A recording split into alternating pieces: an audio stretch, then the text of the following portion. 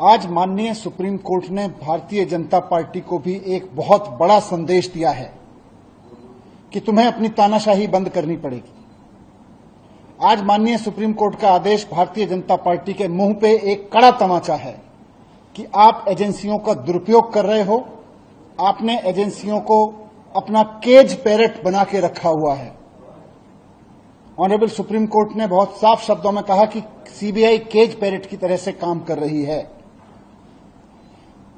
माननीय supreme court का यह फैसला सिर्फ पार्टी, सरकार या व्यक्ति के लिए, हमारे लिए महत्वपूर्ण नहीं है। केवल देश के आम आदमी को ऑनरेबल सुप्रीम कोर्ट का साफ संदेश है, साफ भरोसा है कि आप चिंता मत करो। अगर कोई तानाशाही चलाएगा, अगर कोई एजेंसियों का दुरुपयोग करेगा, तो देश का संविधान उसकी रक्षा के लिए है। संदेश साफ है ऑनरेबल सुप्रीम कोर्ट का कि तानाशाही के खिलाफ देश का संविधान हर आम आदमी के लिए, रक्षा के लिए है। और भारत में अगर किसी की चलेगी, ना तानाशाही की चलेगी, ना सीबीआई की चलेगी, ना ईडी की चलेगी, ना इनके तानाशाही कानूनों की चलेगी। भारत में अगर किसी की चलेगी तो देश के संविधान की चलेगी। ये ऑनरेबल सुप्रीम कोर्ट के फैसले से साफ संदेश है।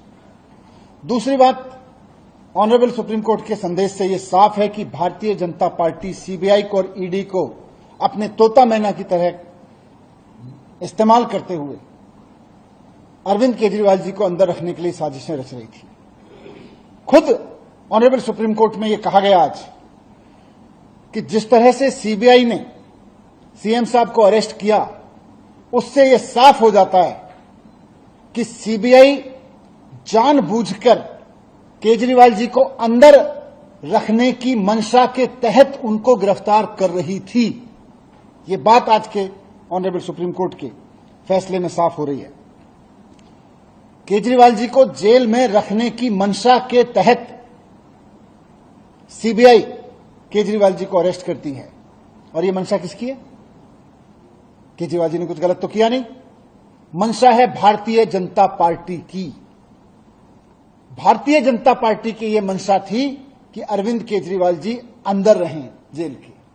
इसलिए जब ईडी से केजरीवाल जी बाहर आने लगे तो उस वक्त सीबीआई से उनको अरेस्ट कराया गया।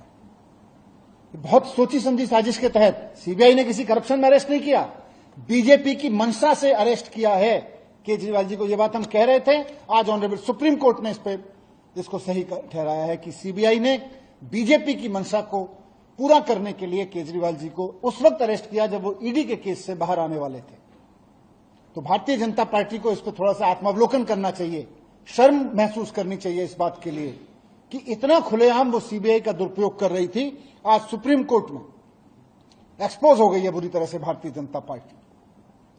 थोड़ा उनको माफी मांगनी चाहिए देश से, देश के संविधान से, बाबा साहब से माफी मांगनी चाहिए भारतीय जनता पार्टी को कि किस तरह से वो एजेंसियों का दुरुपयोग करके दिल्ली के एक चुने हुए मुख्यमंत्री को अंदर डालते हैं, एक कट्टर ईमानदार आदमी को अंदर डालते हैं, और फिर जब एक एजेंसी के झूठे मुकदमों से छूटने वाले होते हैं तो फिर दूसरी एजेंसी को लगा के उनको अरेस्ट करवा देते हैं। यह बात आज एक्सपोज हो गई केजरीवाल जी के संबंध में, मुकदमे के जो बेल के संबंध में उन्होंने दिया।